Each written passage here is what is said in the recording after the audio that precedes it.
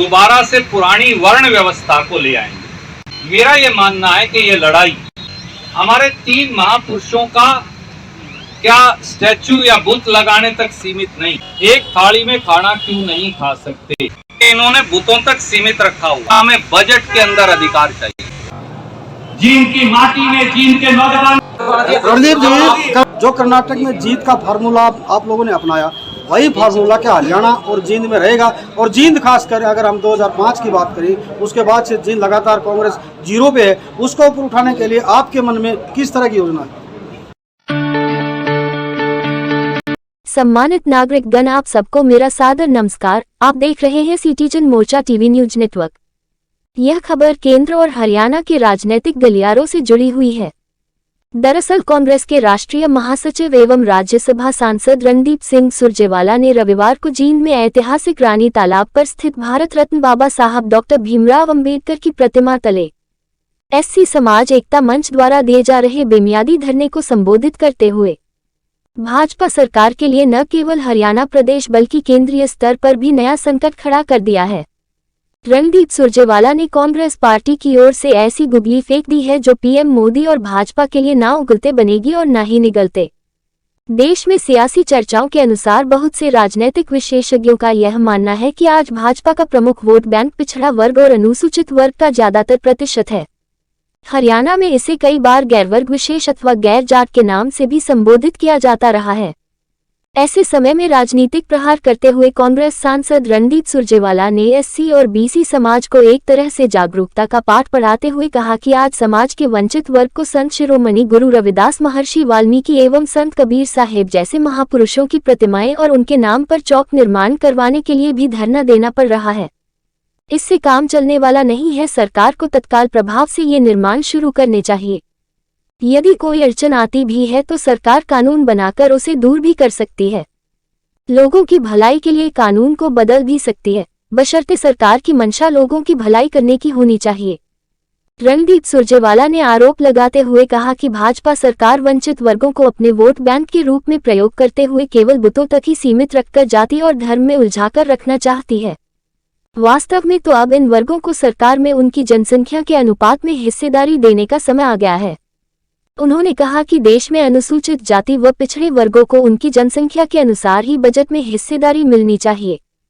जिस समाज की जितनी जनसंख्या है, सरकार बजट का उतना ही प्रतिशत हिस्सा उस समाज के उत्थान और सुविधाओं पर खर्च होना चाहिए। इसके साथ साथ एससी व बीसी समाज के युवाओं को प्रथम व द्वितीय श्रेणी की नौकरियों में भी 27% आरक्षण मिलना चाहिए। कांग्रेस पार्टी की सरकार से मांग है कि जातीय आधार पर जनगणना करवाई जाए, जिससे हर वर्ग के लोगों को भी यह पता चल सके कि देश में उनकी जनसंख्या कितनी है और सरकार में उनकी हिस्सेदारी कितनी है। रणदीप सुरजेवाला ने कहा कि अगर कांग्रेस पार्टी की सरकार सत्ता में आई तो एससी सब प्लान का कानून बनाएंगे, जिससे एससी समाज के सामाजिक, आर्थिक और शासकीय उत्थान को बल मिलेगा। माना जा रहा है कि कांग्रेस सांसद रणदीप सुरजेवाला की यह बात यदि एससी व बीसी समाज के लोगों को अच्छी तरह से समझ में आ जाती है तो फिर इसका आने वाले लोकसभा और विधानसभा चुनाव में असर देखने को मिल सकता है। एससी और बीसी समाज को लेकर उठाया गया यह मुद्दा रणदीप सुरजेवाला द्वारा भाजपा के लिए सियासी गुगली भी साबित हो सकता है, जिसका तोड़ ढूंढने के लिए भाजपा के थिंक टैंक को अच्छी खासा माथापच्ची करनी पड़ सकती है। वहीं रणदीप सुरजेवाला ने इससे पहले जींद शहर में ही सफीदो रोड पर पूर्व नगर पार्षद रघुवीर भारद्वाज द्वारा आयोजित जनसभा को संबोधित करते हुए कहा कि जींद जिला खासकर बानगर के इलाके के लोगों को अपने पराये की पहचान करने की जरूरत है। जब तक अपने पराये की पहचान नहीं होगी तब तक इलाके का विकास संभव नहीं है। यदि वर्ष 2019 के जींद विधानसभा उपचुनाव में कांग्रेस की टिकट पर उनकी जीत होती तो आज जींद की तस्वीर और तकदीर बदली हुई नजर आती। हरियाणा के प्रतिष्ठित बड़े सियासी परिवार देवीलाल चौटाला परिवार को अपने सीधे निशाने पर लेते हुए सुरजेवाला ने कहा कि जींद की जनता ने परदादा को उप प्रधानमंत्री, दादा को मुख्यमंत्री, पड़पौत्र को उप मुख्यमंत्री पद तक पहुंचाया। उन्होंने अपना व अपने परिवार का विकास तो किया, लेकिन जींद में कोई काम नहीं किया। आज तो हालात यह है कि जींद में अपराध और बेरोजगारी में नंबर 1 पर पहुंच गया है। भाजपा जजपा सरकार में अनेकों घोटाले हुए लेकिन कोई जांच नहीं। भाजपा और जजपा मिलकर प्रदेश को लूटने का काम कर रही हैं। कांग्रेस की सरकार बनने पर सभी घोटालों की निष्पक्ष जांच करवाई जाएगी और दोषियों को किसी भी सूरत में बख्शा नहीं जाएगा। दोनों ही कार्यक्रमों में अपने संबोधन में रणदीप सुरजेवाला ने जहां केंद्र की भाजपा सरकार और प्रदेश की भाजपा जजपा सरकार को अपने मुख्य निशाने पर रखा है, वहीं बिना नाम लिए अपनी ही पार्टी में नेताओं की प्रतिस्पर्धा पर भी खुलकर टिप्पणी की है। इन कार्यक्रमों में रोशनलाल दुग्गल, धर्मपाल सिंह गमार, कमल चौहान, सूबे सिंह खटक, अशोक मलिक, वीरेंद्र जागलान, सतबीर, सुखीराम, दिलबाग जुलाना, सूरज भान, ईश्वर दनौदा, भूपेंद्र बुरा, राजकुमार गोयल, राजेश अंबरसर, राममेहर देशवाल, राजवीर शर्मा आदि मौजूद रहे। अब बिना समय गंवाए आपको सीधा दिखाते हैं सांसद रणदीप सुरजेवाला का एससी समाज एकता मंच पर दिया गया संबोधन, सफीदो रोड पर आयोजित जनसभा का संबोधन और उनकी प्रेस वार्ता के कुछ प्रमुख अंश। रोशनलाल जी ने सारी बात तफसील से बताई। रोशनलाल जी, जिंदगी का तजर्बा, मैं भी 17 साल की उम्र से राजनीतिक जीवन में, आपको तो पता है, आप लोगों की उंगली पकड़ के हम भी बड़े हुए, तो जिंदगी का इतना तो तजर्बा हो गया कि समाज जो है वो एक जात या एक बिरादरी से नहीं चल सकता। समाज में जब बूढ़ों भी अपने गांव बांधते थे तो एक जात का गांव क्यों नहीं है? 7,500 गांव में से गांव में सारी जात क्यों है? क्योंकि गुलदस्ता मुट्ठी सारी उंगलियों से बनती है, एक उंगली से हाथ नहीं बनता। और समाज में जो शोषित वंचित वर्ग हैं, उन्होंने 5000 साल से ज्यादा भेदभाव सहा। 5000 साल से ज्यादा हमारे समाजों ने छुआछूत सही, बराबरी का हक नहीं मिला।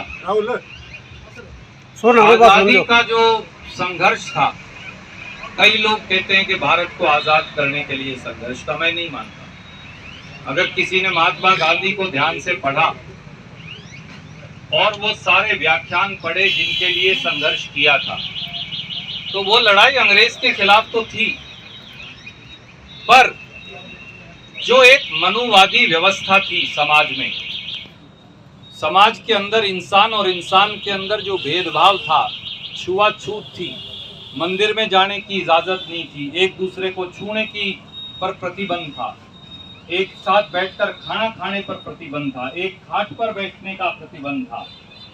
जो समाज की बनाई हुई कुरीतियां थी, उनके खिलाफ भी आजादी का आंदोलन एक संघर्ष था।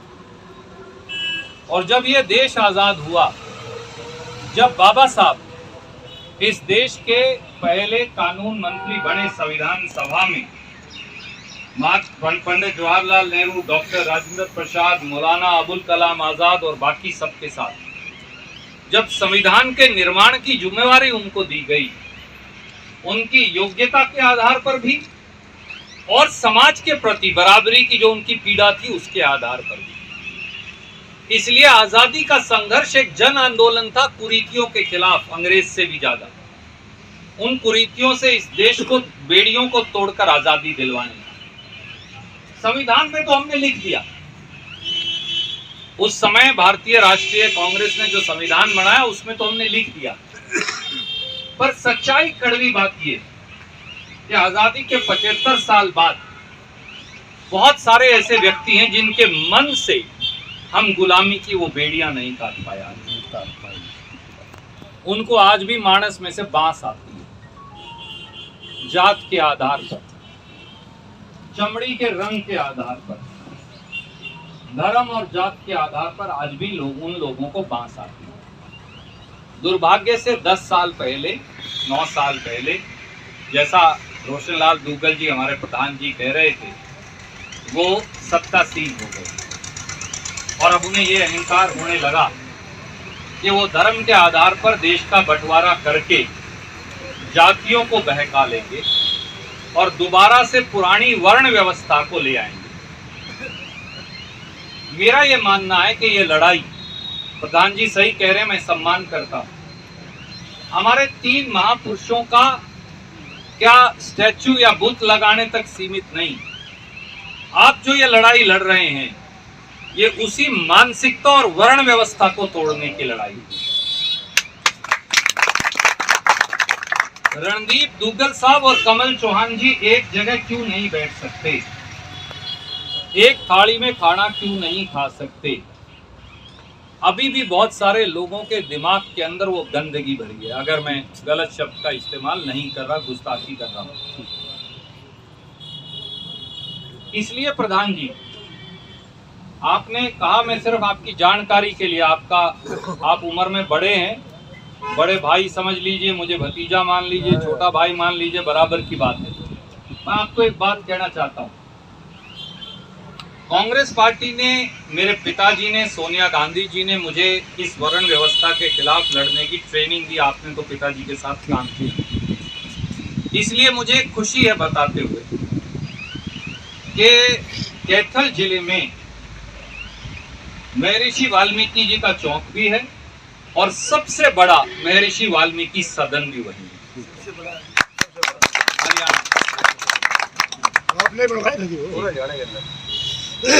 और आपको अगली बात बताता हूं,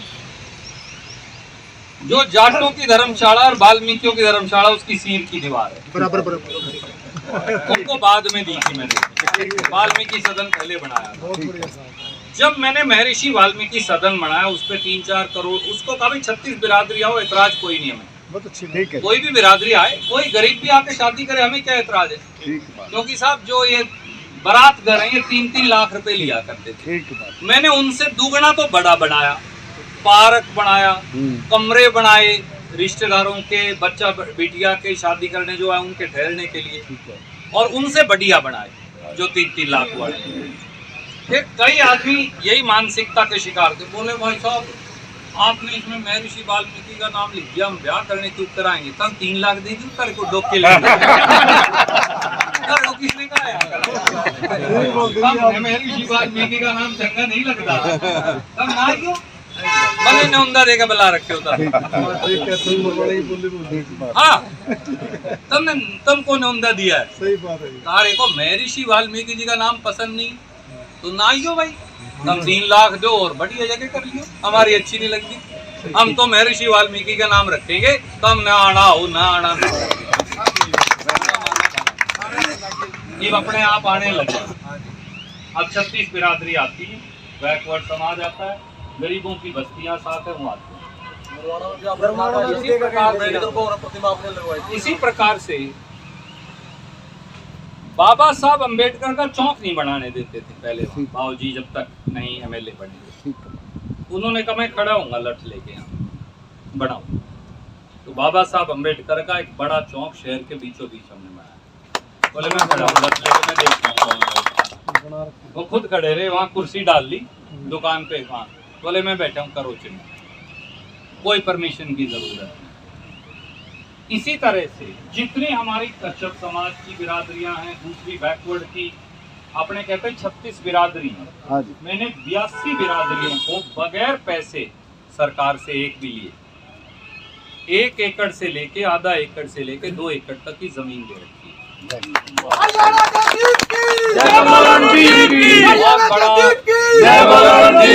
बड़ा अपने महाराज शूर सैनी जी का चौक है, लोग देखने आते हैं, पूरे हरियाणा का सबसे बड़ा चौक वही। ऐसे ही कश्यप जी महाराज जी का बहुत बड़ा चौक है। और मैंने एक बिल्कुल शहर के बीच जो करोड़ों की जमीन है वो आइडेंटिफाई कर दी, और सारी जितने बैकवर्ड समाज के हमारे देवी देवता एक लाइन में मेरे से जगह लेते जाओ और बनाते जाओ, और आप वहाँ पाएंगे जितनी मैं बना गया था वो बन गई है, बाकी अभी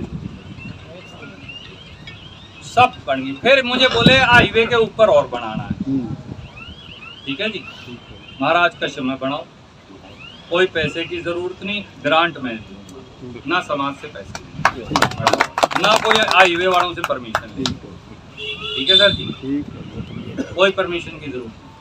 और ऐसा नहीं है कि बाकी जो समाज है उनका नहीं, वहाँ पे अग्रसेन महाराज जी का चौक भी है, वहाँ अपने उनका सरदार पटेल का चौक बहुत बड़ी प्रतिमा भी है, बैकवर्ड क्लास में हमारे गुर्जर समाज के साथियों ने कहा।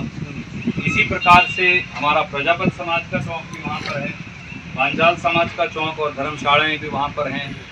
सैंसी समाज का भी है, धानक समाज का भी है, एक जोगियों का, अरे फिर जंगम जोगियों का कोई नहीं बनाता, जंगम जोगियों की तरफ जाना भी है, जोगियों के साथ नहीं बनाए, मैं तुम अलग बनाओ, अपनी जगह लो, 50 लाख रुपए लो। ठीक बात, कमाल करते हैं जी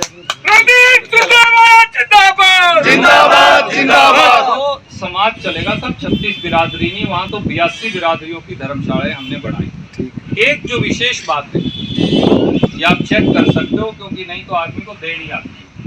मेरी विधानसभा में, मेरे जिले में, मैं किसी से वहाँ पैसा नहीं दिया, किसी समाज में,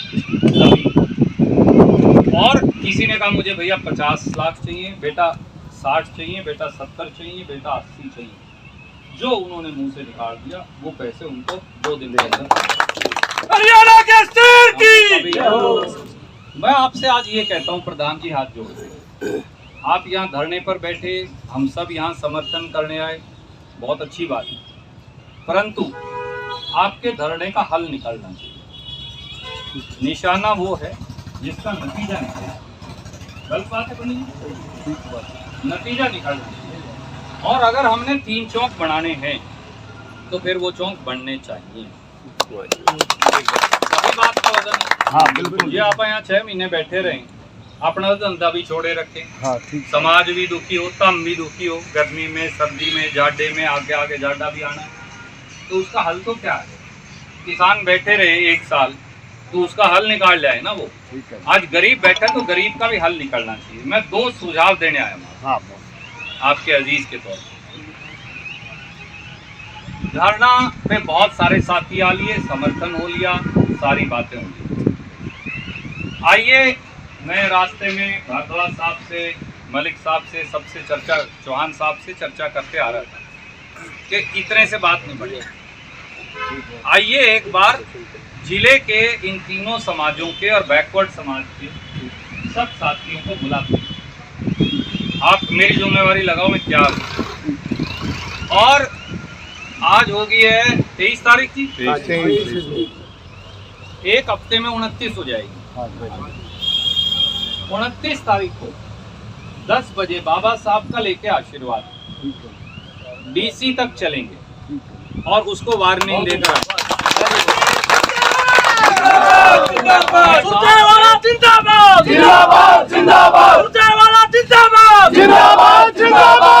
समाज के जो साथी एक गांव में जाके हम सारे साथी अलग जगाएंगे और हम बिरादरी के बंधन को तोड़कर ये बात को दर्शाएंगे कि यहाँ 36 बिरादरी का एकता है, परंतु गरीब समाज के लोगों को बुलाएंगे। और मैं आपके साथ चलने को तैयार हूँ, आपके पीछे चलूंगा। 29 तारीख को सुबह 10 बजे संघर्ष समिति आगे चलेगी, हम लोग आपके पीछे चलेंगे। हम ना उसके अंदर कांग्रेस का झंडा लगाएंगे, आपकी संघर्ष समिति के झंडे के नीचे चलेंगे। ये जिले की बात, ये पार्टी की बात। हरियाणा के दीप की जय बोलो, रणदीप की। हमारा काम होने के लिए अगर मनोहर लाल खट्टर जी के पास झोली फैलाने की जरूरत हो तो मैं सबसे पहला आदमी हूँ, कोई इसमें और डिप्टी कमिश्नर को वार्निंग दे के आएंगे, या तो ये ठीक करवा दे और नहीं तो फिर खैर नहीं है सर। दूसरी बात, वो कहते हैं राष्ट्रीय राजमार्ग का झगड़ा है, 29 को अपनी ये कर लें, ठीक है जी। उसके बाद मैं आपका समय फिक्स करवाऊंगा। मैं आज तक कभी किसी बीजेपी के मंत्री से मिलने नहीं गया, ठीक है, बस वो धर्म की बात है, ठीक है, वो अडरी है मेरे लिए। हाँ, चलो आपसे कोई लकोन नहीं, ठीक है, अड़ी हुई है कि मैं जाऊंगा नहीं उनके बाहर नहीं, पर मैं आज आपसे कहता हूँ सबके सामने, ठीक है। नितिन गडकरी के पास मैं लेके चलूंगा। मैं ये धर्म तोड़ूंगा,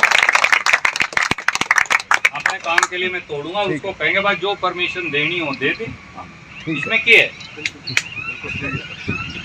मतलब सरकार को देनी होती है ना परमिशन, दे दे। मुझे कई बार ये जब हम सरकार में थे, मैं पीडब्ल्यूडी का भी वजीर था, ये बोले जी ये नहीं हो सकता, वो नहीं, कोई आता था, मैं कहता था सरकार कौन है, बोले मैं सरकार, या हमने दे दी, हो गया ठीक बात, सरकार की मर्जी है, कानून बदल दो, क्यों प्रधान जी? ठीक बात है, बिल्कुल सही है। जब आप याद करिए, एससी का जो उत्पीड़न कानून है एक बार वो सुप्रीम कोर्ट ने तोड़ दिया, याद हो आपको, 89 2 अप्रैल में, 2 अप्रैल 2018 में, क्योंकि नरेंद्र मोदी ने 27 मार्च को। पैरवाई नहीं करी मुकदमे की, जान करके वो तुड़वा दिया। जो राजीव गांधी जी ने बनाया था एससी उत्पीड़न का हाँ। कानून, 1989 जी ना अब तोड़ा था इस तोड़ा था, ये बनाया बनाया 89 में। 89 में। तो उस कानून में जैसे ही मुझे वो खबर आई, मैंने राहुल गांधी जी को ये बात बताई। आपको याद हो, आधे घंटे के अंदर राहुल गांधी जी और मैं वहीं खड़े थे और हमने पार्लियामेंट में कहा कल से पार्लियामेंट नहीं चलेगी, महात्मा गांधी के पे धरने पर बैठेगी। अगले दिन सोनिया गांधी राहुल गांधी धरने पर बैठे थे, खड़गे साहब भी बैठे थे, जो अब हमारी पार्टी के अध्यक्ष हैं, वो तो एससी समाज से हैं, आपको पता ही है, आप पता है। और अम्बेडकर आइट है वैसे प्रेस कॉन्फ्रेंस प्रेस कॉन्फ्रेंस के अगले दिन से हमने पार्लियामेंट रोक आपने ही शुरू किया। 2 दिन के बाद सारी अमेंडमेंट आ गई, फिर सुप्रीम कोर्ट का आदेश कहाँ गया जी, लेकर आए कि नहीं आई? हाँ, लेके आई। उल्टा करना पड़ा।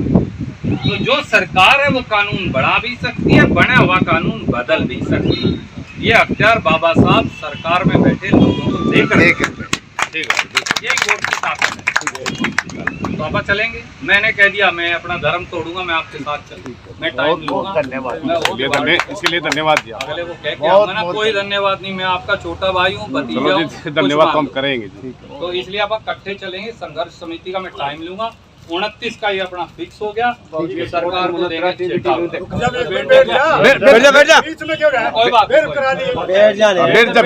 जा, खुशी का नाम हो गया भाई, बात क्या खुशी का नाम हो गया जी, क्या आपकी बात है। और तीसरी बात एक और कहना चाहता हूँ प्रधान जी, ये मैं आपको कहना चाहता हूँ, मैं कई बार उठा चुका ये बात।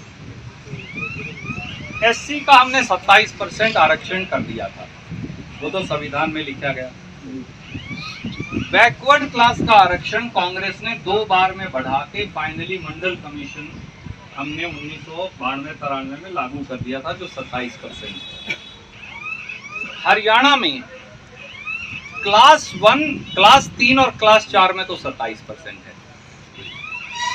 क्लास 1 में आपकी जानकारी में है या नहीं है, पंडित जी को तो याद है, हमने बैकवर्ड सम्मेलन किया था, तभी में ये बात उठाई नहीं है। हमारे यहाँ आरक्षण होता था 10%।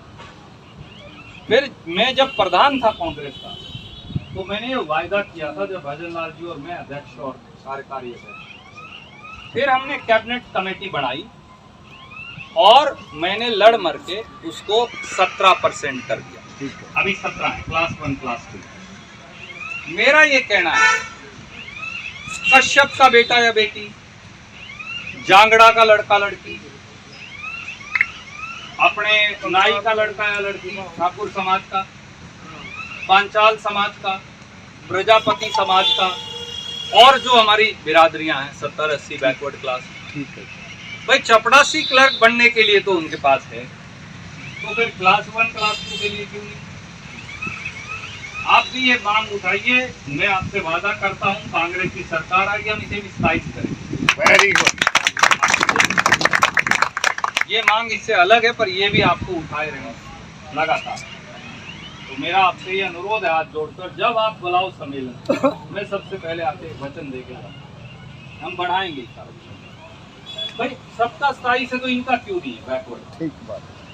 और जब तड़क तरलियों में तो ऊपर वालों में क्यों नहीं? क्यों इनके लड़के बालक अनपढ़ हैं, अफसर नहीं लग सकते? उसमें सैनी भी आगे, गुज्जर भी आगे, दूसरे भी सारे भाई आगे, जो बैकवर्ड की जगह सारी आएंगे। तो मेरा आपसे ये अनुरोध है, हम बुत लगाने की लड़ाई तो लड़ेंगे, एक लड़ाई और लड़ने की जरूरत है। ठीक है जी।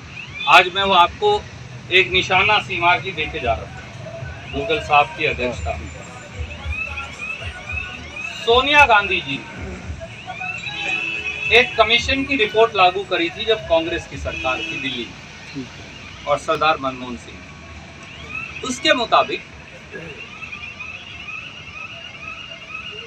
आपको एससी सब प्लान बनाना है। आप तो समझते हैं एससी सब प्लान क्या होता है? जनसंख्या के आधार पर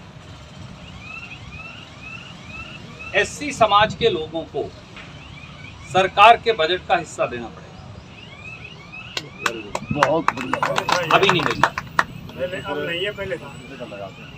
मैं एक बिरादरी से हूँ, आप एक से हैं, भाई एक और से है, तो हमको जो समझ में आता है अपना कर देते हैं। सरकार पाबंद नहीं, बाबा साहब जो कर गए थे वो एक बात थी, आज एक और बात की जरूरत। देखो साहब एक बार बताओ, नौकरी दो 10,000 है, 20,000 है, 40,000 है, 50,000, उनमें आरक्षण मिलेगा। सरकार का पैसा तो सबका है ना, 50,000 नौकरियों में आरक्षण दे दिया मैंने, चलो बहुत अच्छी बात है, उनमें जो भी हमारा हिस्सा आएगा वो मिल गया, नो प्रॉब्लम। सरकार के पास 50,000, 60,000, 70,000, 80,000 करोड़ है कि नहीं है? मैं आज आपसे कहता हूँ है ना, है जी। उस 80,000 करोड़ में आबादी के आधार पर गरीब के लिए पैसा क्यों खर्च ना हो? अब ये नए आंदोलन की जरूरत है। मुझे पता है कि मेरे से बहुत लोग नाराज होने वाले हैं ये बात सुनकर, पर मुझे परवाह नहीं है इस बात की। कई गुना खुश भी होंगे। कोई बात नहीं प्रधान जी, जब समाज बदलता है और संघर्ष होता है तो कोई ना कोई उस संघर्ष का ध्वजवाहक बनता है, उसके लिए उसे कुर्बानी देनी पड़ती है। मैं वो तैयार हूँ, आप चिंता मत करें। आप तैयार हो तो जी आपको बहुत नंबर 2, हम तुम्हारे साथ हैं। एक और बताना चाहता हूँ, क्योंकि बैकवर्ड क्लास के हमारे भाई साथी बैठे, हमने जब कांग्रेस की सरकार थी तो एक आइडिया दिया कि एससी समाज के लिए एससी सब प्लान लेकर आओ और बैकवर्ड क्लास का पुनराकलन हो, उनकी गिनती हो एससी और बीसी की। अगर एससी और बीसी की गिनती हो जाएगी, उसके आधार पर उन्हें सरकार के खजाने में हिस्सा हो।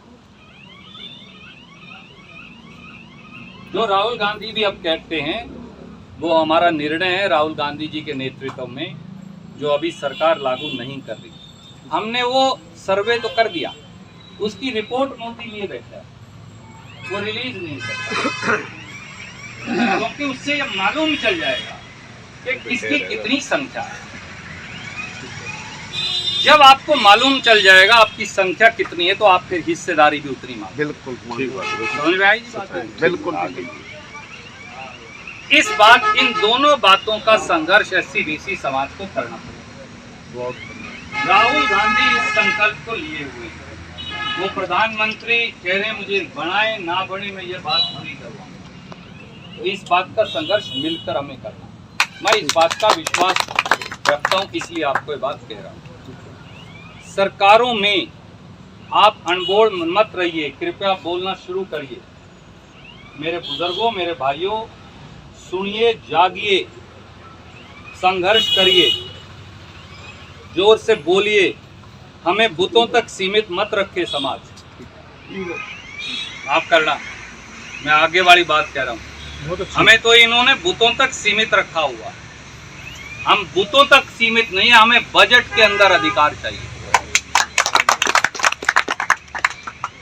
जिस दिन सड़क बने 100 रुपया खर्च हो तो 27 रुपया एससी की आबादी के अंदर खर्च करना अनिवार्य हो, करना पड़ेगा।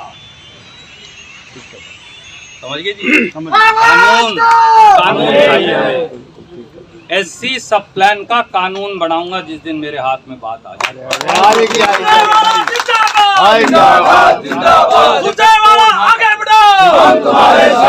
बैकवर्ड क्लास को आबादी के आधार पर बजट में हिस्सा मिले, केवल कश्यप जी की, महाराज जी की मूर्ति लगाकर काम मत चलाओ।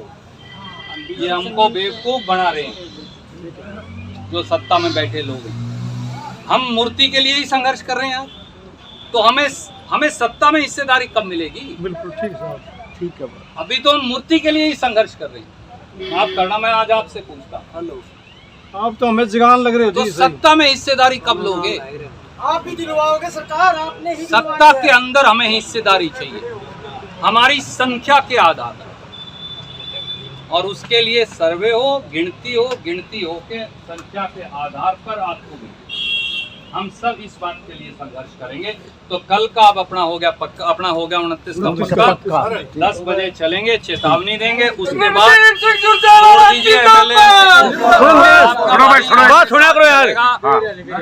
जो राष्ट्रीय राजमार्ग का मंत्री है उसके बारडे में समय लेके दरवाजा खटखटा के आपके साथ चले सबको।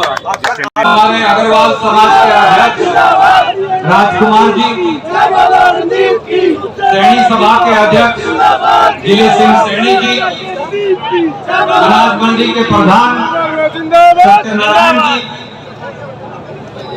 अनाज मंडी के उप प्रधान जगदीप मान जी, मेरे छोटे भाई और आपके महासचिव राज रेड्डू जी, आदरणीय किरण सैनी जी, सुरेंद्र सैनी जी, अनिल सरपंच जी, तेलूराम जी प्रधान पेट्रोलियम एसोसिएशन, प्रजापत समाज के अध्यक्ष जिले सिंह जी, वाल्मीकि समाज के अध्यक्ष बलबीर कांत जी, वेद प्रकाश जी, राजेश गर्ग जी, पालाराम जी, ईश्वर दत्त जी, रामनिवास जी, बलवान भास्कर जी, ऋषि नंबरदार जी, सतबीर शर्मा जी, सावर गर्ग जी, मेरे भाई अशोक मलिक जी, अंशुल सिंगला जी, मनोज मचार जी,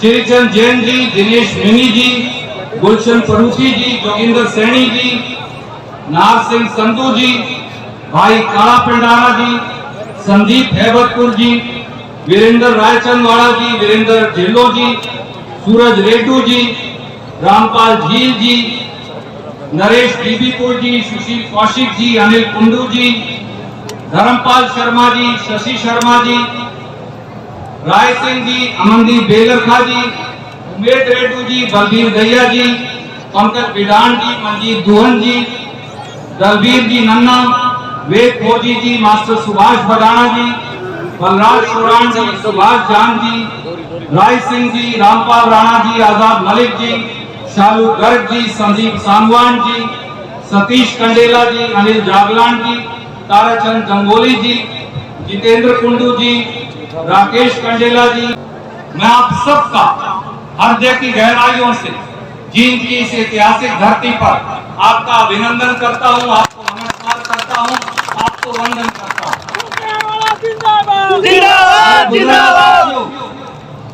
जींद की धरती संघर्ष और बदलाव की धरती रही। 150 कोस से लोग यहां आए, बड़े बड़े पदों पर आसीन हुए और वापस चले गए। खुद की तकदीर तो बदल गई, चंडीगढ़ और दिल्ली को पहुंच गए, परंतु फिर जींद जिले को भूल गए। जींद जिले की परिभाषा आज मैं आपको बताना चाहता हूं, क्योंकि आपके और मेरे अंदर, हमारी रगों के अंदर इस मिट्टी का, इस संस्कृति का खून दौड़ता। जींद का मतलब है जैसे जानदार, आई से ईमानदार, एन से नामदार और डी से दमदार। ईमानदार, नामदार और दमदार लोगों की धरती है, इसलिए इसको जींद कहते हैं। इसी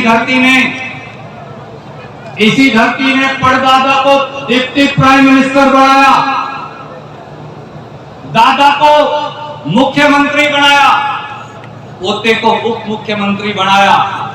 4 पीढ़ी की राजनीति, वो लोग आज जो सत्ता की शहतीर पर बैठे हैं, उनकी 4 पीढ़ी की राजनीति अगर किसी ने चलाई तो इसी जींद की मिट्टी ने चलाई। मेरे बुजुर्गों साथियों, पंडित जी को आज कार्यालय उद्घाटन के साथ साथ हुंकार दिवस यहां क्यों लिखना पड़ा? रघुवीर भारद्वाज जी को यह लाइन क्यों लिखनी पड़ी? कांग्रेस के साथियों को यह लाइन क्यों लिखनी पड़ी कि जींद के पिछड़ेपन और अनदेखी, उस पिछड़ेपन और अनदेखी को मिटाने का संकल्प, अपना जीवन अर्पित करने का इन महाराज ने, महानुभाव ने, आज रघुवीर भारद्वाज जी ने आपके सामने संकल्प लिया। ये इसलिए पड़ी कि स्वतंत्रता आंदोलन से लेकर किसान आंदोलन तक जींद ने सदा कुर्बानी दी। जींद की माटी ने, जींद के नौजवान ने, जींद के किसान ने, जींद के रविदासिया ने, जींद के वाल्मीकि ने, जींद के बैकवर्ड ने, जींद की महिलाओं ने हमेशा कुर्बानी दी। पर कभी हमने संघर्ष से बीच नहीं दिखाई, कभी मुड़कर नहीं देखा। पर उसके बावजूद जब जब सत्ता का बंटवारे का समय आया तो वो लोग जो हमारी वोट, हमारी सपोर्ट, हमारे यहां रैली, हमारे बंदे इकट्ठे करके उन्होंने बड़े बड़े पदों पर जो सवार हुए, उसके बाद वो पीठ दिखाकर भाग गए। हमको क्या मिला जींद वालों को?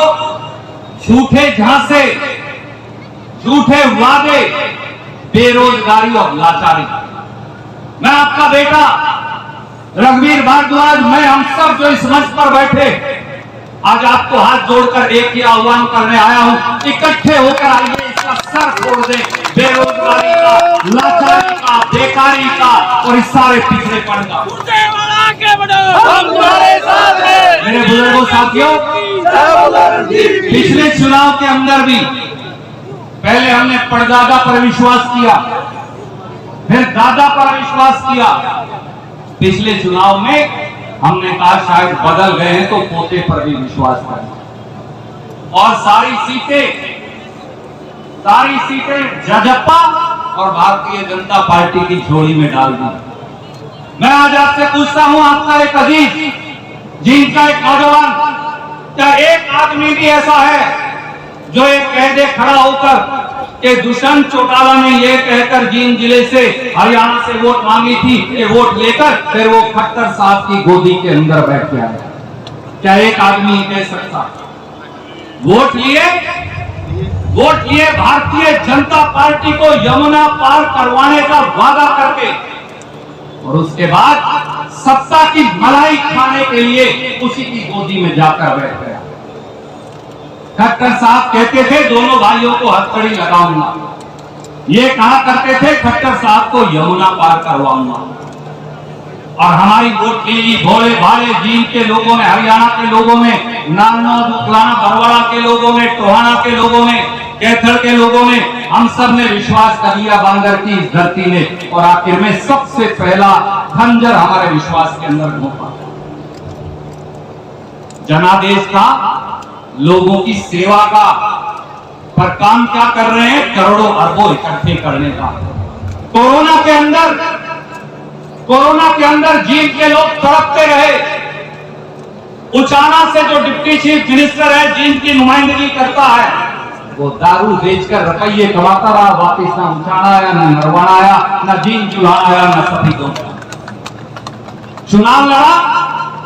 चुनाव लड़ा था, याद करिए, किसानों की वोट पर, गरीब की वोट पर, गरीब की झोपड़ी में रोशनी करने का वादा करके।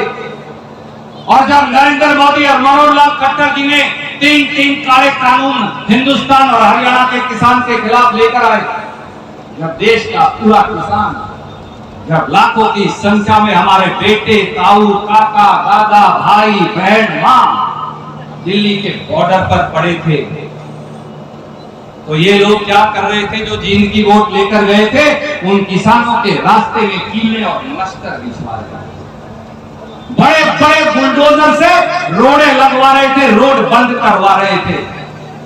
मैं आज आपसे पूछता हूं, क्या दुष्यंत चौटाला का फर्ज यह नहीं बनता था कि इस्तीफा देकर उन किसानों के साथ बैठे?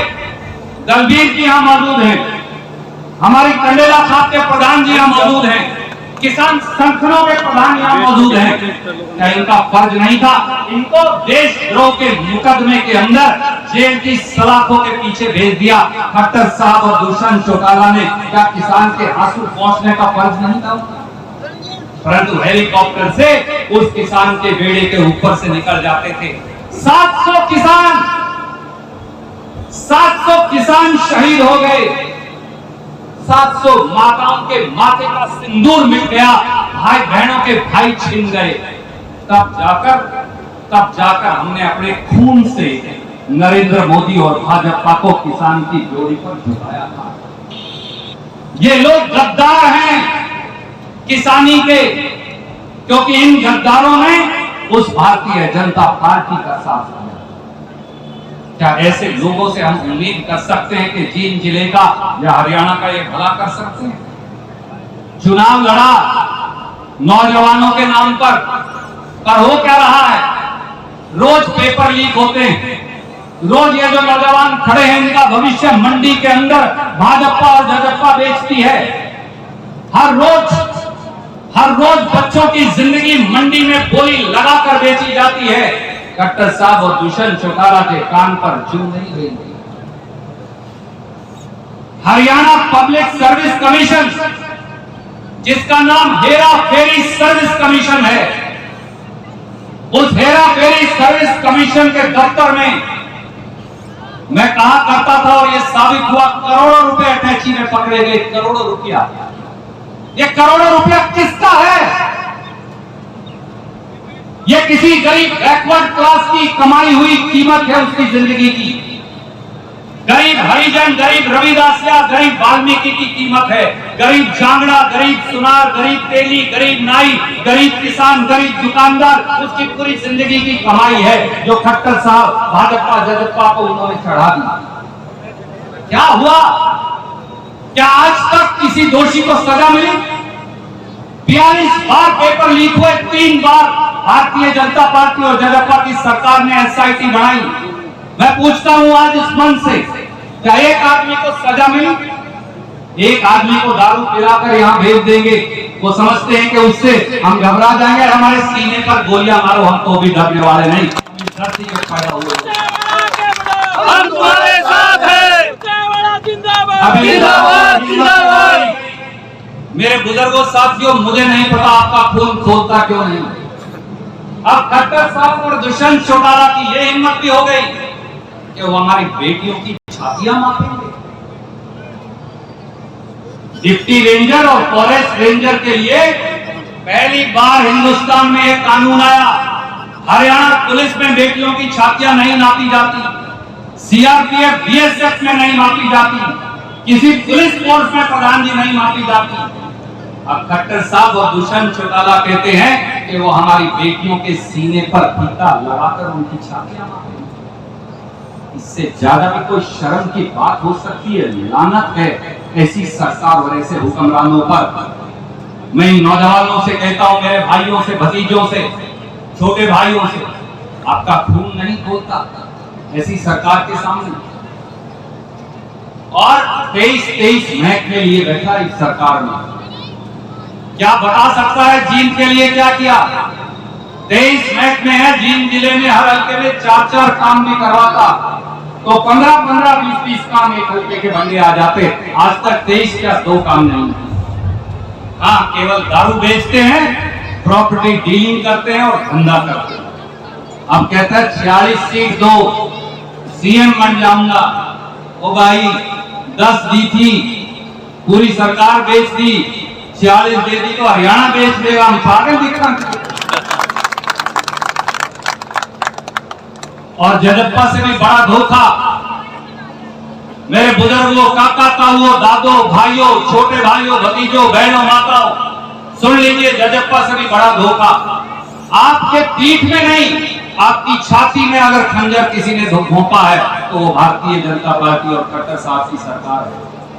बात तो पुरानी हो गई और उस बात को छोड़ दीजिए, पर एक बात जरूर कहूंगा, याद करिए, अगर 2019 के उपचुनाव में इसी जिले ने, इसी शहर ने अगर कांग्रेस पार्टी को, रणदीप महत्वपूर्ण नहीं, भारद्वाज साहब भी महत्वपूर्ण नहीं, हम तो सेवक हैं, आप ये सब सेवक हैं हम जो बैठे। अगर आपने भारतीय जनता पार्टी को धूल चटा दी होती और कांग्रेस को जिताया होता तो आज मेरी बात जरूर शाम को याद करिएगा, जींद का इतिहास भी अलग होता और सत्ता आपकी जोड़ी पर आज खड़ी होती। आपको जिंदाबाद, जिंदाबाद। में कहते हैं ना, सीएम कैसा हो, और कोई कमी नहीं। एक किसान था भारद्वाज साहब जैसा, मेरे जैसा, उसने बहुत, आपने सुन भी रखी होगी, जिसने नहीं सुन रखी उसके लिए सुनाता हूं, शिव जी की तपस्या की। जी प्रकट हो गए प्रधान। बोले मांग क्या मांगता है अब इसकी और सलाहकार साथी मौजूद हैं, ये बता दें आज तक उसका फर्श नहीं लगी है, आज तक वहाँ पीने के पानी की टूटी नहीं है। अरे जींद जिले के अस्पताल में आते डॉक्टर नहीं है, वहाँ कहाँ से मेडिकल कॉलेज बनाएंगे? 10 साल और बीत जाएं तो भी मनोहर लाल खट्टर और दुष्यंत चौटाला यहाँ का मेडिकल कॉलेज बनाने वाले हैं। ये हाल है। 2018 में मनोहर लाल खट्टर जी ने वायदा किया जिन किसानों की भूमि है फूड प्रोसेसिंग सेंटर लगाएंगे। आज मैं पूछता हूं, जब उनकी सरकार के जाने का समय आ गया, कहां है दुष्यंत चौटाला जी, खट्टर साहब, वो फूड प्रोसेसिंग सेंटर? उस नाम की बहन जी कोई चिड़िया नहीं। 2019 में जब भाई इलेक्शन में आए तो मनोहर लाल खट्टर जी ने वायदा कर दिया, पत्रकार साथियों को याद होगा, दक्षिण बाईपास बनाएंगे जींद का, जो नरवाना से रोहतक रोड को जोड़ेगा। 21 इंटल संगतपुरा, कहां वो बाईपास? उसे चश्मा लेके लेंस लेके ढूंढते फिर आज तक पाया नहीं वो बाईपास। 2019 में ये कहा करते थे खट्टर साहब, उपचुनाव के अंदर जब आए, जींद में पेरिस जैसी सड़कें बनाऊंगा, कोलतार वाली पहाड़ के ब्लॉक लगा के रुपये और खा के। ये किया जींद के साथ। कोई ऐसी सड़क नहीं है जिसपे धर्म ना दिख जाए। 2020 के अंदर ये ये वादा किया आके कि जींद में ट्रांसपोर्ट नगर बनाएंगे। कहाँ है साहब वो ट्रांसपोर्ट नगर? जींद का 100 एकड़ में जो बनना था। क्या बता सकते हैं मनोहर लाल खट्टर जी? 2022 में ये वादा करके गए, जींद से सफीदो स्टेट हाईवे को 7 मीटर से 10 मीटर चौड़ा कर देंगे।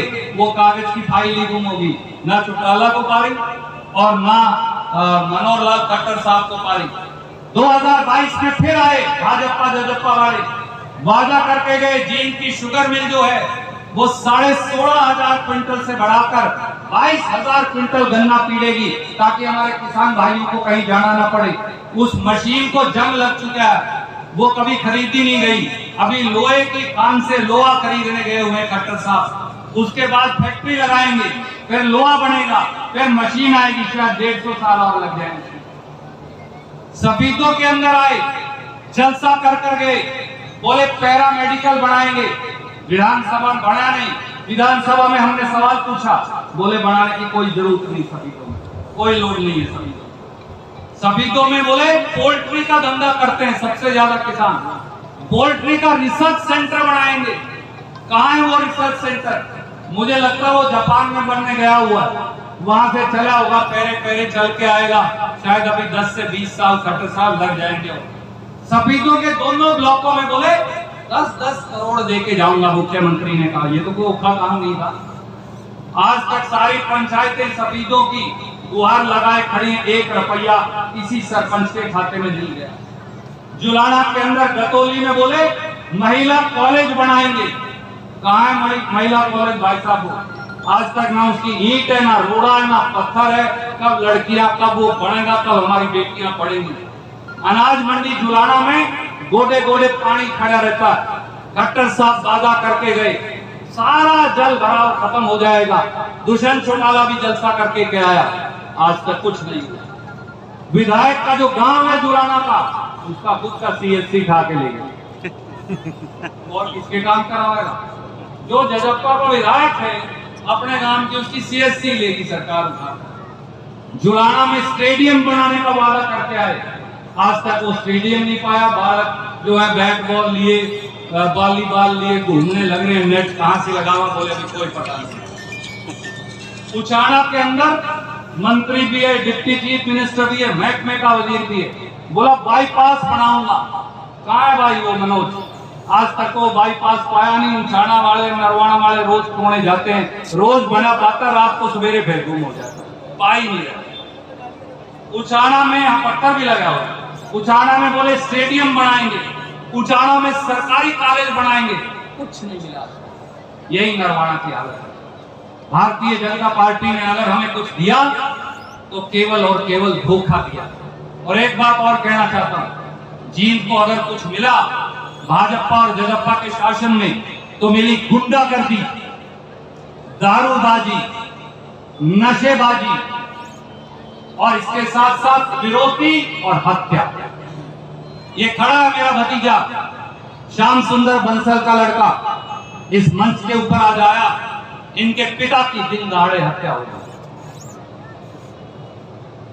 कल 12 गांव के लोगों ने जींद में प्रदर्शन किया क्योंकि किला जफरगढ़ के कृष्ण हमारे भाई की हत्या हो गई। आज तक कोई किसी हत्यारे का सुराग नहीं, कुछ नहीं हुआ। काबर शाह के हमारे सरपंच मनीष भाई की हत्या हुई, कोई इलाज नहीं। अलीपुरा में स्कूल के संचालक सुरेश शर्मा, उसकी दिन दहाड़े हत्या हुई। उससे पहले उसके बेटे की हत्या हुई, कुछ नहीं। सफीदों के अंदर कलीराम जो अस्पताल है, वहां पहले फिरौती मांगी, फिर हत्या हुई, कुछ नहीं हुई। देवव्रत ढांडा जो हमारे साथी 1 करोड़ रुपए की उनसे फिरौती मांगी। दावत होटल का जो अपना मालिक है जींद के, 50 लाख की फिरौती उनसे मांगी गई। कैलाश गुप्ता जो जींद मंडी के व्यापारी, उनके बेटे से 10 लाख की फिरौती मांगी गई। सफीदों में मलिक अस्पताल से, सफीदों में सहरावत अस्पताल से फिरौतियां मांगी गई, परंतु कुछ नहीं हुआ। सच्चाई ये मेरे बुजुर्गों साथियों, हमारे बंडे केवल और केवल हमारे बंडे अगर आया तो लूटपाट, हत्या, विरोधी, नशा, दारू, ये हमारे बंडे। तरक्की और विकास उनका, जो सत्ता के अंदर बैठे। परमात्मा ने भी इस बात के अंदर आप सबके सर पे छाया कर दिया। और ये कहते क्या है? कहते क्या है हरियाणा के मुख्यमंत्री? कि हरियाणा के लोग कंधे से ऊपर, कहते हैं माही कमजोर हैं। आज साबित कर दीजिए, ये समय आ गया है। वो नारनौल उचाना बरवाड़ा का इलाका हो, वो जुलाना जींद सफीदो उचाना नरवाना का इलाका हो, वो कैथल का इलाका हो, हम सबको इकट्ठे होकर संघर्ष करना पड़ेगा। और यहाँ तो अनेक संख्या में पंडित सियाराम जी बैठे, हमारे ब्रह्म देवता बैठे। मैं आज उनसे भी कहूंगा, हमारे ब्राह्मण समाज से भी कहूंगा, आप जाति से ब्राह्मण नहीं हैं, आप कर्म से ब्राह्मण हैं। कर्म सर्वश्रेष्ठ जिसका है, वो चाहे दलित समाज में पैदा हुआ हो, मैं समझता हूं, मैं और पंडित जी हमेशा कहते हैं कि वो ब्राह्मण, क्योंकि ब्राह्मण अकेले जाति का नाम नहीं, ब्राह्मण कर्म का नाम भी। जब आपने रास्ता दिखाना, पंडित जी, जब आपने रास्ता दिखाना समाज को बंद कर दिया, समाज पतन की ओर चल रहा, समाज गिरावट की ओर चल रहा। और जब आपने कांग्रेस पार्टी से मोह आपका भंग हो गया, आप नाराज हो गए, तो कांग्रेस का भी नुकसान हो गया, हम भी सत्ता से बाहर बैठे। पर 10 साल वो लोग जो कहा करते थे गरीब समाज को, बैकवर्ड को, एससी को, ब्राह्मण को, व्यापारी को, पंजाबी समाज को, हम उनका भला करेंगे, आज उनको किस मोड़ पे लाकर उन्होंने खड़ा कर दिया। आज पंडित रणधीर भारद्वाज जी द्वारा जींद के पिछड़ेपन और अनदेखी के खिलाफ हुंकार दिवस का आयोजन किया गया और कांग्रेस पार्टी के कार्यालय की भी शुरुआत करने की पहल इन्होंने की। मैं इसके लिए रणधीर भारद्वाज जी को, सभी कांग्रेस के साथियों को शुभकामनाएं देता हूँ। सच्चाई ये है कि भाजपा जजपा ने जींद के साथ विश्वासघात भी किया है, छल और कपट भी किया है और जींद के लोगों के विश्वास की पीठ में और छाती पर दोनों तरफ, एक तरफ भाजपा ने और एक तरफ जजपा ने, 2 खंजर घोंपे। आज हम सब ने मिलकर एक ही संकल्प लिया कि अगली कांग्रेस की सरकार की गठन में जैसे जींद की हमेशा अग्रणी भूमिका रही है, एक बार फिर जींद, कैथल, हिसार, इस सारे इलाके के अंदर मिलकर कांग्रेस का परचम लहराएंगे। विश्वासघात की अनेकों घटनाएं हैं जिनकी मैंने चर्चा की, आप सबने सुनी, मैं उन्हें दोबारा नहीं दोहराऊंगा, आपका समय नहीं नष्ट करूंगा। और हमारा केवल एक संकल्प है, अर्जुन की तरह मछली की आंख पर निशाना है, और वो ये है कि हम अपना सारा जीवन, मैं, रघुवीर भारद्वाज जी, हम सब अब जींद के पिछड़ेपन और अनदेखी इन दोनों को खत्म करने के लिए संघर्ष का लोहा लेंगे। उसके लिए हमें कोई भी कीमत क्यों ना अदा करनी पड़े। कोई सवाल आप रणदीप जी, कर्नाटक में आपकी जीत का जो श्रेय है, काफ़ी श्रेय आपको भी दिया जाता है। जो कर्नाटक में जीत का फार्मूला आप लोगों ने अपनाया, वही फार्मूला क्या हरियाणा और जींद में रहेगा? और जींद खासकर अगर हम 2005 की बात करें, उसके बाद से जींद लगातार कांग्रेस जीरो पे है, उसको ऊपर उठाने के लिए आपके मन में किस तरह की योजना है? कर्नाटक की जीत के असली हकदार कर्नाटक के लोग और कर्नाटक का कांग्रेस का कार्यकर्ता है। जब हम कांग्रेस की 5 गारंटी लेकर आए तो ये सच मानिए लोग मजाक उड़ाते थे, मेरा भी, सिद्धारमैया जी का भी, डीके शिव कुमार जी का भी। और अगर आप पिछली फेसबुक की मेरी स्पीच निकालें, हिंदी और अंग्रेजी दोनों की, तो मैं कहा करता था एक दिन आएगा जब पूरे देश को ये गारंटियां लागू करनी पड़ेंगी। आंध्र प्रदेश उन्हें लागू कर रहा है, आंध्र प्रदेश का विपक्ष हमारी गारंटी बोरो कर रहा है, टीडीपी। तमिलनाडु के मुख्यमंत्री ने मुझसे हमारी गृह लक्ष्मी स्कीम मंगवाकर लागू करनी शुरू कर दी है। मध्य प्रदेश के मुख्यमंत्री हमारी नकल मारकर वही गृह लक्ष्मी स्कीम लागू कर रहे हैं और कांग्रेस के प्रांत तो वो स्कीम लागू कर चुके हैं। अगर मैं आपको उसका एक सैंपल बताऊं, 2000 रुपया हर घर की महिला मुखिया के खाते में हम ट्रांसफर कर रहे हैं।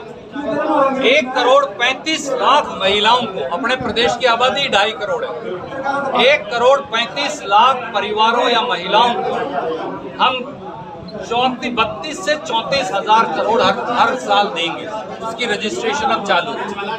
ऐसे ही और बहुत सारी स्कीम्स हैं। उनमें से जो सबसे बेहतरीन होगा, हमारी सरकार का बजट देखकर क्या हम उसे फाइनेंशियली दे पाएंगे। वहाँ बजट 3.5 लाख करोड़ है, हमारे पास उतना बजट नहीं है। तो हमारा बजट देखकर लोगों की जन आकांक्षाओं के अनुरूप ज्यादा से ज्यादा कल्याणकारी स्कीम कांग्रेस पार्टी लेकर आई। ऐसा में अब मोदी जी ये कह रहे हैं कि भाई फ्री बिजली पे हम बैन करेंगे, कोई स्टेट गवर्नमेंट फ्री बिजली नहीं दे पाएगी, मुफ्त की रेवड़ियों की अब वो बात करते हैं। तो ये इसको क्या कहेंगे, प्राइम मिनिस्टर कहाँ पे मतलब डरे हुए हैं या मतलब प्राइम मिनिस्टर को प्रॉब्लम है? मोदी जी भयभीत हैं, मोदी जी घबराए हैं और छटपटाए हैं। जब से श्री राहुल गांधी ने 3,577 किलोमीटर कन्याकुमारी से कश्मीर तक महंगाई को लेकर, बेरोजगारी को लेकर, आर्थिक मंदी को लेकर और नफरत के, जातीय और धार्मिक नफरत के माहौल के खिलाफ यात्रा की है, मोदी जी की छटपटाहट है। और अब इंडिया इकट्ठा हो गया, जिसमें 26 राजनीतिक दल इकट्ठे होकर सामने आए। तो आनन फानन में मोदी जी ने पैनिक रिएक्शन करके ऐसी पार्टियां जिनका ना कोई सांसद है ना विधायक है, जो घर की पार्टियां हैं, उनको इकट्ठा करके एक तमाशा करने की कोशिश की। अगर इस देश में कल्याणकारी नीतियां रेवड़ी हैं तो फिर रेवड़ियां बांटना आवश्यक है। सरकार के अंदर लोगों की हिस्सेदारी होनी चाहिए। Modi ji entire political science की डिग्री लिए फिरते हैं, पर मुझे लगता है उन्होंने संविधान पढ़ा नहीं। संविधान में ये लिखा है कि सरकार का काम है लोगों के लिए कल्याणकारी नीतियां लाना और सरकार के खजाने में लोगों को साझीदार बनाना। 10 लाख करोड़ आप चंद उद्योगपतियों का माफ कर सकते हो, परंतु आप 30,000 करोड़ अगर एक प्रदेश की महिलाओं के खाते में चला गया तो उसे आप रेवड़ी कहते हैं। मध्य प्रदेश में आप वही रेवड़ी बांट रहे हो, पर आपको कर्नाटक में उसी स्कीम से गुरेज है। ये दिखाता है भाजपा का दोहरापन और दोगलापन। मणिपुर को लेकर प्रधानमंत्री तब बोले जब चीफ जस्टिस ऑफ इंडिया ने कहा भाई आप कुछ करें या हम करें। मणिपुर की स्थिति विकराल है और उसके लिए सीधे सीधे प्रधानमंत्री मोदी और भाजपा के मुख्यमंत्री बीरेन्द्र सिंह जिम्मेवार हैं। मणिपुर 80 दिन से जल रहा है, पर प्रधानमंत्री संसद के अंदर आज तक एक शब्द नहीं बोले, संसद के बाहर भी 48 सेकंड बोले। प्रधानमंत्री 9 देशों में जाए जहाज लेकर 8,000 करोड़ का, परंतु उन्हें मणिपुर जाने की फुर्सत नहीं मिली। 150 से ज्यादा लोग ऑफिशियली मर चुके, अनऑफिशियली पता नहीं वो फिगर क्या होगी। महिलाओं को निर्वस्त्र कर, नंगा कर परेड किया जा रहा है, गैंग रेप्स हो रहे हैं, 50,000 घर जला दिए, 1 लाख से लोग विस्थापित हैं। मणिपुर के 37 लाख लोग आज लगभग घर से बाहर हैं। ऐसे में हिंदुस्तान के बॉर्डर के ऊपर एक प्रांत जल रहा है और नीरो जो है वो चैन की बंसी बजा रहा है। ये दुर्भाग्यपूर्ण है। रणदीप जी, एक सवाल आपको पार्टी का संकट मोचन कहा जाता है, चाहे वो कर्नाटक का एग्जाम्पल ले, वहाँ हमने आपकी पार्टी को मारा है। राजस्थान में जब बिखराव की आलम में थी कांग्रेस, तब भी आपने उसको बचाया। लेकिन हरियाणा में जब भी कांग्रेस की बात चलती है तो आप में चौधरी में शैलजा जी अलग दिखाई देती है, हुड्डा जी अलग दिखाई देती है। ये कैसे एक ऊपर है? आदरणीय साथी, सवाल के लिए साधुवाद। राजनीति में प्रतिस्पर्धा जरूरी है। राजनीति निरंतर आगे बढ़ते रहने का नाम है। अगर जींद इससे आगे नहीं बढ़ेगा और तटस्थ हो जाए तो फिर तरक्की नहीं होगी, विकास नहीं होगा। राजनीति में आगे बढ़ना, प्रतिस्पर्धा रखना और अधिकार पाने की उम्मीद रखना ये वाजिब है, जायज़ है, इसको हम गलत नहीं मानते। पर आप देख लीजिए, जब वो 2005 की बात थी, वो 2009 की बात थी, वो उससे पहले 1991 की बात थी, 3 बार हमने सरकारें बनाई। तीनों बार कांग्रेस के सब नेता, सरकार जब बनने की बारी आई, लोगों के कल्याणकारी नीतियां बनाने की बारी आई, तो हम एक मंच पर जाकर खड़े हो गए। ठीक है, राजनीति में प्रतिस्पर्धा रहेगी। मुझे ये लगता है कि जींद में पिछड़ापन है और उस पिछड़ेपन को दूर करने के लिए मुझे मेरे साथियों को संघर्ष करने की ज़रूरत है। किसी और को लगता है कि जींद में नहीं है, वो उसके लिए वो उनकी मर्जी है। ये मेरा विचार है कि जींद, नारनौल, उकलाना, बरवाड़ा, कैथल, कलायत, उचाना, जुलाना, सफीदो, पाई, पुंडरी, दूलाचीका, आगे थानेसर तक, इस पूरे इलाके को, उत्तरी हरियाणा का जो पूरा इलाका है, इसमें और राजनीतिक ताकत और आर्थिक प्रगति दोनों की आवश्यकता है। और हम अपनी पार्टी के अंदर भी और बाहर भी इसके लिए संघर्ष करेंगे। रणदीप जी, हरियाणा स्थापना के 56 वर्षों बाद भी प्राकृतिक आपदा से जनता त्राहिमाम है। उस स्थिति में आप इस फेलियर को किसको जिम्मेवार मानते हैं? ये केवल प्राकृतिक आपदा नहीं, ये खट्टर दुष्यंत निर्मित आपदा भी है। आप मुझे बताइए, आज हरियाणा के 1,500 गांव बाढ़ग्रस्त हैं। हरियाणा की 5,45,000 एकड़ भूमि बाढ़ में आज बाढ़ के पानी में डूबी पड़ी है। मार्कंडेश्वर नदी अपने तटबांध तोड़ चुकी है, घग्गर नदी अपने तटबांध तोड़ चुकी है, यमुना नदी के कई जगह तटबांध टूट चुके हैं, सरस्वती के तटबांध टूट चुके हैं, छोटे छोटे कई नदी नालों के तटबांध टूट चुके हैं। तो खट्टर सरकार क्या कर रही थी? 9 साल में पहली बार बाढ़ आई। पिछली बार जब जुलाना में पानी आया तो ये केवल नारे लगाते रहे, आज तक एक फुटी कोड़ी जुलाना के लोगों को मुआवजा नहीं मिला। यही स्थिति आज बाकी हरियाणा की है। यमुनानगर, अम्बाड़ा, कुरुक्षेत्र, करनाल, पानीपत, कैथल, फतेहाबाद, सरसा और ये टोहाना तक पानी आ गया और रतिया शहर पूरा इस समय डूबा पड़ा है। फतेहाबाद शहर के अंदर पानी घुस गया, जाखड़ पूरा शहर डूबा पड़ा। मैं तो कल जाकर आया था, परंतु खट्टर साहब केवल हेलीकॉप्टर से जाते, दुष्यंत चौटाला हेलीकॉप्टर से जाते। सत्ता की मलाई खाने से फुर्सत मिले तो लोगों के लिए काम करेंगे। इनका हिसाब होगा। इनका अहंकार ये समझता है कि हिसाब नहीं होगा, हिसाब लिया जाएगा। रणदीप जी, एक सवाल और, आपने भी और समूचा विपक्ष ने भी मौजूदा जजपा बीजेपी सरकार में जितने भी तथाकथित घोटाले हुए उनकी जांच सिरे नहीं चढ़ी। अगर आपकी कांग्रेस की सरकार बनती है तो उन घोटालों का और रिपोर्ट का और जांच का क्या रहेगा? बिल्कुल, घोटालों की भी जांच होगी। वो शराब घोटाला हो, रजिस्ट्री घोटाला हो, वो भर्ती घोटाले हो, वो अन्य घोटाले हो, वो प्रॉपर्टी आईडी घोटाले हो, हम एक एक घोटाले की जांच करवाएंगे और जांच करवाकर जो दोषी है, बगैर लाग लपेट, बगैर राग द्वेष, बगैर राजनीति देखे जो दोषी है, उन सबको हथकड़ी लगाएंगे।